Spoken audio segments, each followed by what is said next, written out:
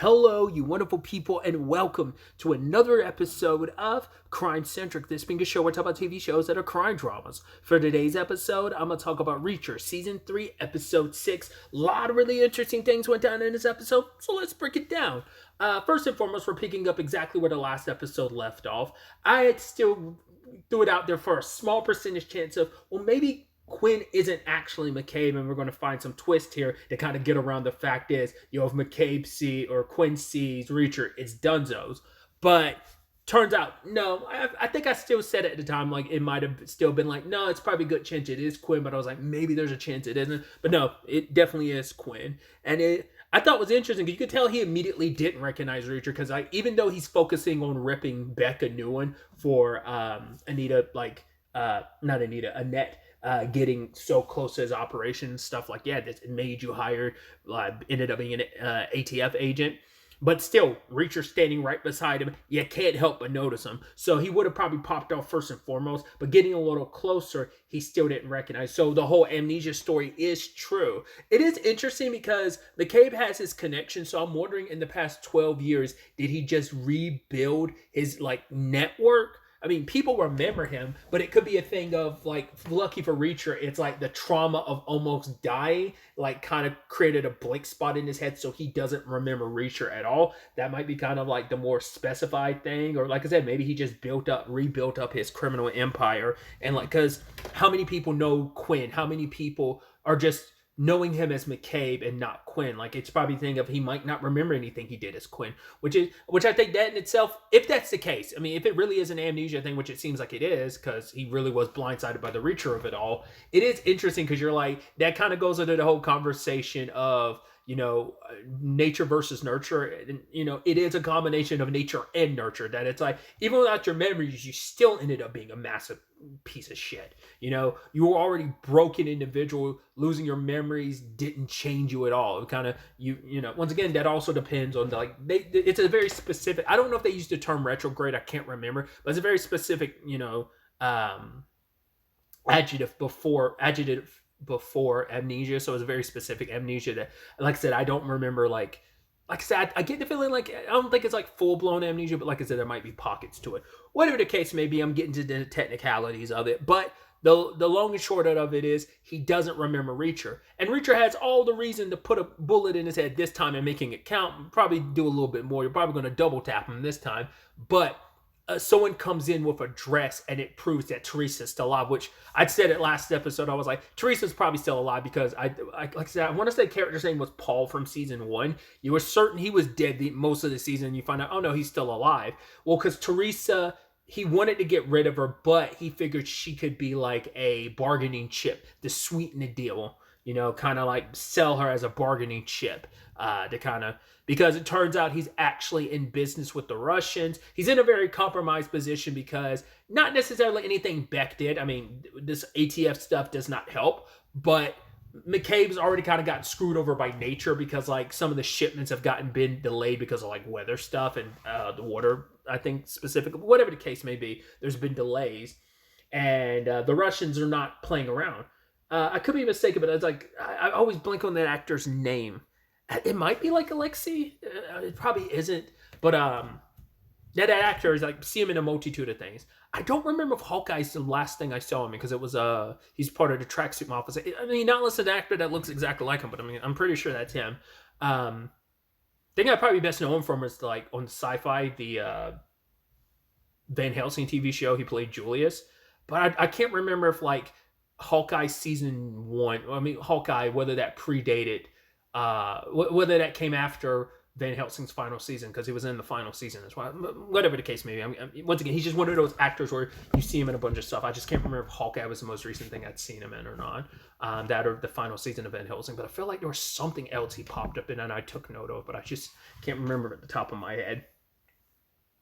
Either way, McCabe is kind of it's so interesting being the big bad psychopath that he is, that even he's scared because he knows he's gotten business with some very, very bad people. And it's interesting how that kind of gets that the food chain works, because it's Beck was doing his own criminal enterprise that got succeeded by and usurped by Quinn, and now Quinn is in business with the Russians, and so it's like, yeah, who's the top dog in all of this, and it's not Quinn when you thought he might have been. So that's why he's so, I mean, one, you don't want your criminal enterprise infiltrated by the ATF, so you have plenty of reason to be pissed at Beck, but any other shortcomings or changes that are like interfering with the business is going to reflect badly on Quinn, because even Beck said it himself, like, Quinn's barely holding this deal together, and it's going to like explode, and he can't go into hiding because they will track him down and murder him. So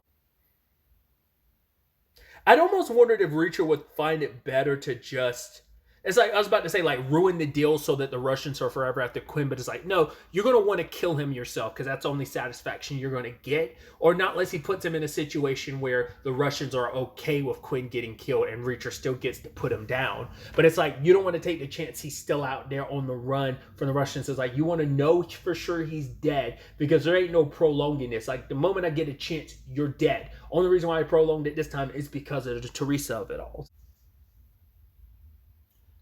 But either way, there was also that conversation when Beck was kind of explaining more about McCabe or Quinn's operation. He was talking to Reacher. They kind of brought up the whole conversation about, like, right, your son kind of still is under the impression you're not really deep in the criminal world. He thinks you're still someone that greases the palms and stuff. Like, it is more like it's not bad, but it's like bad stuff. Like, you grease the palm and kind of cut some corners type of thing. But it's like, no, you were a gun runner, and then you got taken over by an even scarier gun runner. So it's like, right, and because you've lied to your son, and because of getting in business with McCabe, even though you were forced, your son lost his ear, got kidnapped, and now it's like he's even in more danger not recognizing. Because obviously, despite everything, Richard still wants to see the best in his dad, and one of them believed in his dad, but it's like he wanted to kind of give his dad the benefit of the doubt. But now it's like, no, your dad was a lot more deeper into this criminal world than you were under the impression of. But either way,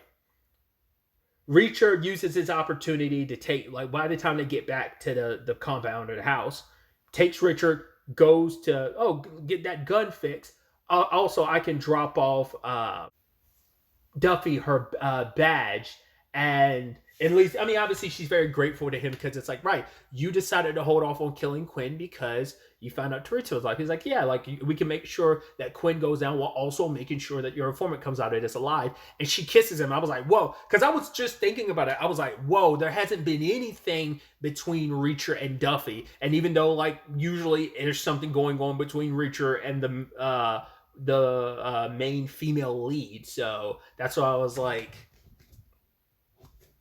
whether it's Roscoe or Dixon. So I was like, come on. But it's like, oh, that kind of came out of nowhere. And she's like, no, it's not happening. I'm not going to let it happen twice. He's like, I didn't know it even happened once. She's like, I'm not letting this happen again. I'm like, who was the other colleague you hooked up with? And she's kind of putting on Richard. Richard's like, yo, lady, I didn't do it. In fact, you kissed me. And she's like, well, that's the first and last time, buddy. He's like, okay. But then, like, well, shit hits the fan in the worst way possible, because, well, it's not the worst way, but Richard happens to find Reacher talking to Duffy, but that wouldn't be too suspicious, because I was like, well, you could play into it and be like, oh yeah, this is my lady friend. I mean, she just got her badge back, but if she's quick enough, she could hide it. But the problem is he sees Billy, because Billy was there with her, because like Reacher's like, I thought we were meeting alone. Now Richard's here. Shit, he's seen Billy. Now I've got to explain everything of like, right, I faked the kidnapping to get closer to your father's operation, but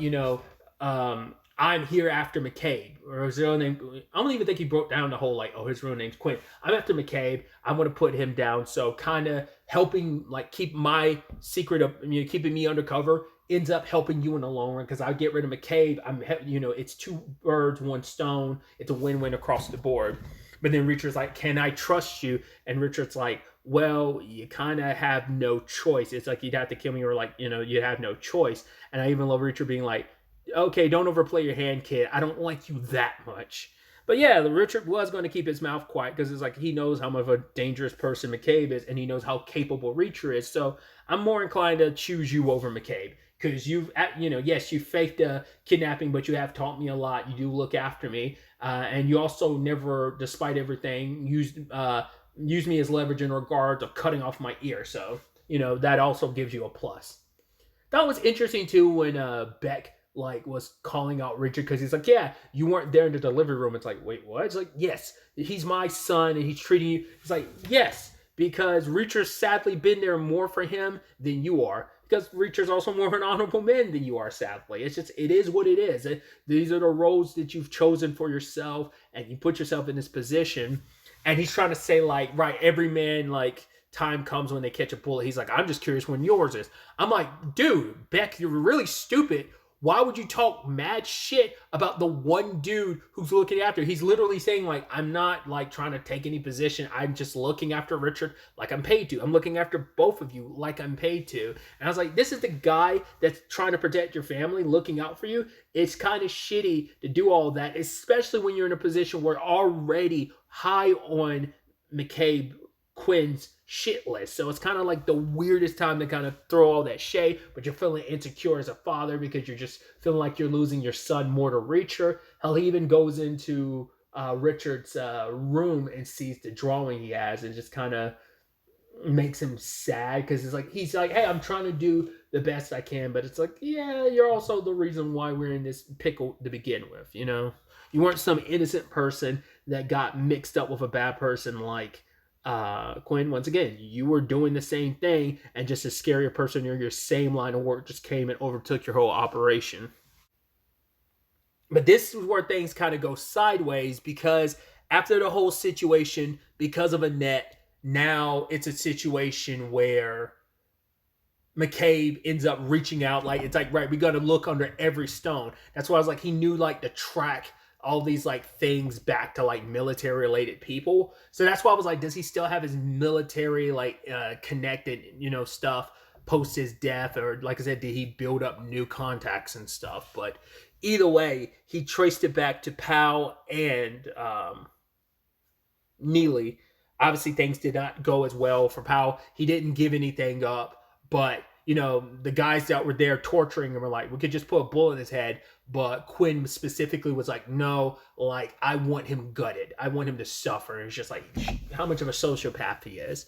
And then Neely handled her situation her own like a boss. Like the moment like she was heating up, I think it was like hot cocoa or whatever in the microwave, and it went off. I was like, well, you got to utilize that. Like, I thought she was going to directly splash it in someone's face, but it's like, no, she more so just smashed someone on the head with it. But yeah, like lay that, like empty the clip into that one dude. Then the other guy is bleeding out, and Neely does the most. To be fair, it's a very Reacher thing to do, but it is in fact a very sociopathic thing to do, where she just puts her gun away, gets a bowl of cereal, pours herself a bowl of cereal, and then he's bleeding out in front of the refrigerator, and she's like, move. I was like, come on, Neely, that's disgusting. And she's like, either you move or I'm gonna have to make you move. And he's just groaning, sliding over, and she's getting the milk, and she sits there and eats it in front of him. To be fair, this guy did come in to kill you. He did also have the audacity to say, can you call 911? She's like, 911. She's like, seriously? He's like, it was just a job. It wasn't anything personal. It's like, oh, cool. It won't be anything personal while I sit here and watch you bleed out. To be fair, she was already going for the bowl before he even said that. So she already had the theatrics down. So she talks to Reacher, lets him know what's up. Then she ends up calling 911. But by the time they'll get there, he's already dead. Because she's like, oh, the ambulance will be here in 5 minutes because you won't stop whining about it. I kept thinking she was going to pop him. I thought she was just going to kill him. I thought she was going to do the thing of, well, fine, you're going to be such a baby about it. Take the gun and shoot it because it was sitting on the table. But then I also wondered if she was like, oh, the ambulance is going to be here in 5 minutes. Oh, too bad you're already going to be dead, and shoots him again or something. I didn't know how that was going to go. But yeah, so Neely's in the mix of this. They already know her address and targeting her. So it's kind of like she's going to have to be on her guard because they could always send more people. But it's like, well, it's become more of a spectacle now because the hitmen are dead. So at least the people went after Powell are alive and did what they're supposed to. Reacher did call the 110th and told them like, yo, check on Powell and also make sure you come armed. But it's like, yeah, like it's already done, but still it's just kind of like, oh, that sucks. Dude was just doing his job, especially because it also sucks. It's like, hey, this is someone that's the new crop of people from the unit that Reacher, Neely, and the others belonged to so long ago. So it's extra kind of depressing to think about that. It's almost the equivalency of what was the dude that liked Dominique? Was it Tony? I believe that was his name. It's kind of almost like the equivalency of Tony dying again. Tony, not Tony dying again, but Tony dying, you know? So, but yeah, because this all connects back to the one tent and it's like military people were looking into him, Quinn confronts Beck about it. Then it's like, well, Beck reveals Reacher was a part of the 100 tent. Reacher bells. I'd almost wonder. I was like, there's no way they're gonna let him just like run over Polly with this truck that's got like this shielding in front of it. I was like, there's no way they're gonna just let him kill Polly like that. So it's like, right, it's got to be a brawl or something. But either way, he manages to get away. Whole woods situation, systematically killing people like he does. That second guy, it's like I love that shot where it's just like it feels very horror movie-esque, but it's that horror type of thing of you as the audience see it linger on the thing in the background when the person's completely unaware, and then he gets a quick jab to the neck with a knife. The last guy gets it rough because he hooks that hook around the guy's neck and has the vehicle like drag him back and choke him out. I mean, it's sort of, I'd almost wonder, I'm like, if you probably give it enough push, like if it had enough torque and power to it, it probably would have gone through his skin and probably decapitated. I almost expected it too, but it's like, no, it dug into his neck and choked him out and suffocated him, and he's dead. And then what does Reacher do next? Drops by a laundromat, pays the couple to like let him stay there, turn off the lights, and pretend like, oh, business is closed. So when Polly comes around, I'd almost wondered. I was like, oh, are you going to lead Polly into a trap? And it's like, no. Polly just doesn't know where to look because he's like, oh, Reacher's disappeared. And then there's Reacher getting his clothes washed while he's sitting there with this couple drinking coffee. He's like, oh, it's the best coffee I've had in days. Last cup I had came from a cat's asshole. And the husband and wife are looking at each other like, what the fuck? Probably legitimately, I'm sure the thing in their mind is fucking crazy white boy.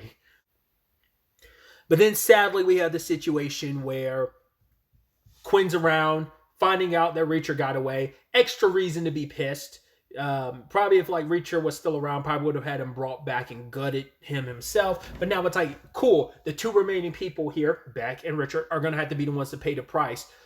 Interesting timing for like the whole Russian roulette of it all, because obviously something else pop culture wise utilized that twice. But now it's like, yeah, he's making Richard do it, and made Richard do it like 3 times. But then, like, Beck is like, please, please, I'll give you anything. I was like, no, you don't want to say that to a sociopath. And so he's like, I want a matching pair. Now, at first I was like, is that implying he's going to take Beck's ear just to match? But it's like, no, he's going to take Richard's other ear. But it could be a thing of, all right, rather than take my son's other ear, take mine. But, you know, we didn't see it, but they did kind of show the zoom in of like, oh, like the other side where Richard's ear was cut off. So it could be him being like, no, I'm going to take Beck's ear, or, you know, Beck volunteering his own ear as tribute. But still, you have Reacher and what was it? Because they ended up having, it was Billy and Duffy. They went to the place where the dress is being made. And I was like, that actor, I'm blanking on his name right now, but it's like that actor who was at the place where the dress was being made. It's like, you've seen him in so many things. He's just one of those familiar like actors. Like, it's that guy. They got the number for a burner phone. Turns out it's Harley's burner phone. They ended up tracking that they ended up figuring out it connects to like a boat. And I forgot what it was. It was something about like, I think that ultimately like made Reacher kind of figure like, I guess something came up about Harley and boats and I just don't remember. Maybe I forgot what the connective tissue was, but something connected and ultimately led them to the marina where they found a boat like separated out there in the middle of the water, and they swam over to it. Teresa's sadly not there. Harley shows up and gets some ever-living piss beat out of him. And I love Reacher just being like, don't look at me. She scares me sometimes too. And she's just beating the crap out of him. And then Reacher's just watching like, oh, go ahead, do your thing, Duffy. And then like harpoon, like it was like a hook thing that he like hooks Harley's foot to the ground, to the boat, and they're trying to pump him for information. So McCabe is Quinn is in paranoia mode and he doesn't know who to trust. Once again, it was already bad enough we had one ATF agent. Now you find out, oh, there's someone else too. That's two people in a short amount of time you're finding out are traitors. So it's like, nah, that's not how that's going to go. So he's keeping everything very tight knit. He ended up keeping Teresa with himself. He's like, I'd rather keep an eye on you myself so I don't have to worry about this stuff because I can't take the chance someone might take away what is essentially like a negotiating bargaining chip. Once again, some icing on the cake type of situation in the most effed up, disgusting way. But yeah, we have Duffy and Reacher leaving Harley on a burning boat that's about to explode, and I love him. They're like, fuck you, Reacher! Fuck you! Boom. And they just kind of keep it moving, which, to be fair, it took a while, but Duffy's still like, yo, why are you so natural about this? Like, have you done this before? He's like, every so often. She's like, what the fuck does that mean? I even love the whole, like, they're stripping in front of each other, and it's like, hey, we get some Reacher cheek, and hey, we get some Duffy side boob. That's awesome. Hey, I appreciate some good side boob. Do you see that side boob? Do you like that side boob? That's my side boob. Family Guy reference. It was paraphrasing a reference because I didn't get the exact lines right, but if you know the reference, you know the reference. But either way, it's interesting because like Reacher said, like they still have an inside person even if they don't know that they are, and then it's like, pack your bags, we're going to LA. I'm like, who's in LA? I was like, that was so confusing. I was like, not unless that's where Neely is, but I was like, because I don't remember where Neely's like operation is based out of. But I'm like, who would you be going to at that time? And I thought when he was saying like we had someone on the inside, whether they realized it or not, I was like, are you talking about Richard? I didn't know if Richard or Beck was supposed to be that, but I'm like, I'm sure it's supposed to be a clear answer of who they're visiting in LA, but I just don't remember off the top of my head like who it could be that he was referencing. So very interesting developments. It's going to be interesting to see ultimately where the next episode takes us. Penultimate episode of the season. So we'll see what goes down and what it sets up ultimately for the season finale. But really, that's all I wanted to talk about. Till the next time we meet, be happy, be safe, live life to the fullest, and enjoy it. Good day and goodbye.